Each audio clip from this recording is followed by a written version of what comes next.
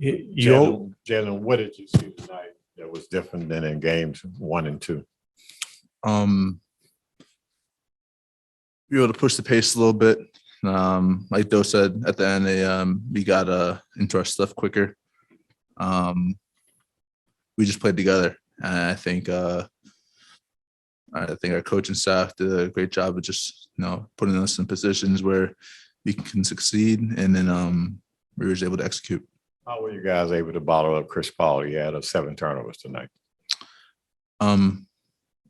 Chris is just honestly making uncharacteristic turnovers, so you don't really see that from him. So I think Reggie did a great job with pressuring him. So did Doe, and but just really uncharacteristic. But we'll take that. You always say your mentality never changes, but you look like you were a lot more aggressive tonight. What was the difference in terms of the way that you were attacking, especially in that first quarter? I think I kind of found myself, playing with a little more, hop in my step, and getting to spots quicker, and making decisions faster, and decisions came to me just being aggressive, and then my teammates just kept giving me confidence to go make plays, and I just kept doing that. Obviously, the first 2 games of this series weren't what you expect of yourself. Terrible. Well, that's one way to put it. What's it like sitting on that for a couple of days and just knowing that your team needed you to be essentially the guy that you proved yourself to be last series? Yeah, it was awful. It was real terrible. But I found a way to bounce back tonight. But I just can't be satisfied with this. Sunday's gonna be another brutal game. I'm gonna have to bring the same energy, same intensity, and the same everything. Playing off that a little bit, how important is the early part of the game to get you going, coming off a couple of games where you struggled? I just felt like whether the ball was going in or not, my mentality was to be aggressive. And I've started games before 0 for 5, over 6, and maybe finished 7 for 12 or 13. But I find ways to get going if my mindset's the same, and which I try to have it be every time I step on the court. But saw the ball go in the first quarter a little bit, and I just kept going. Teammates kept finding me. Obviously, you were aggressive to start, but what stood out to you about the way Luka was playmaking early on and how that impacted your team's overall rhythm?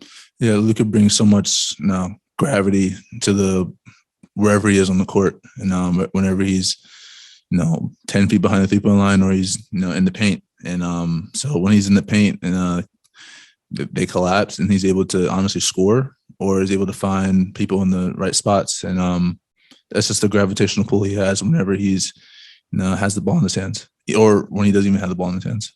And when you see him being as aggressive as he was, taking shots, especially early in that first half, is that also kind of a sign to you guys that you need to step up and be aggressive as well to help him out, as he's, looking like a linebacker out there almost? Or a DN. Whenever he has the ball, whenever he's aggressive, great things happen. And so I'm pretty sure when he has that mindset, and more times than not, we're going to be in a good position. So I don't see anything changing if he's aggressive. We're in a good spot. You had 10 points in that first quarter, but then 10 more in the third quarter as well. How important was that stretch just in terms of building the lead that you did, given how good they are in the fourth quarter?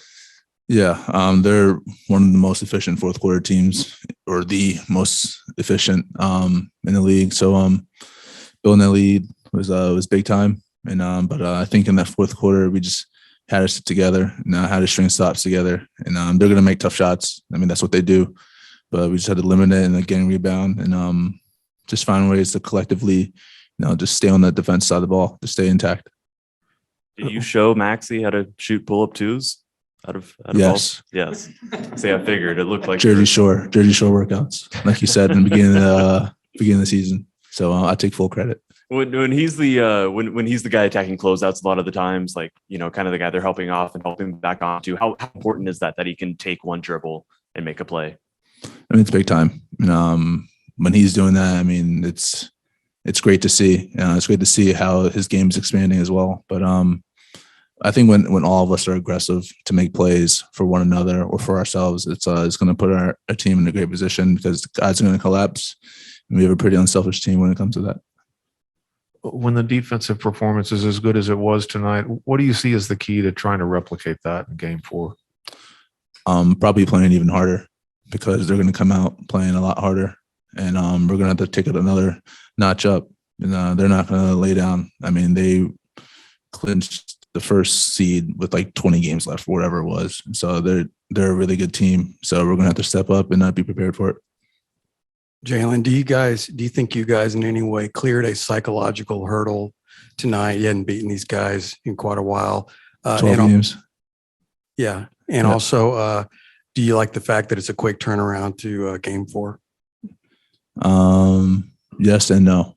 I think rest is great, but I think when we get another crack at them on Sunday, it's definitely just the competitive standpoint, and we're ready to play right now if we could. But I think it's good for us to get a little rest and recharge, and kind of just pick up the intensity another notch.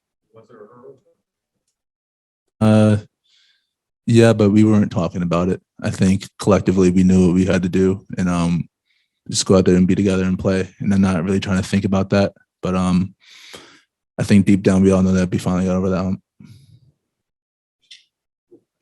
Thank you guys.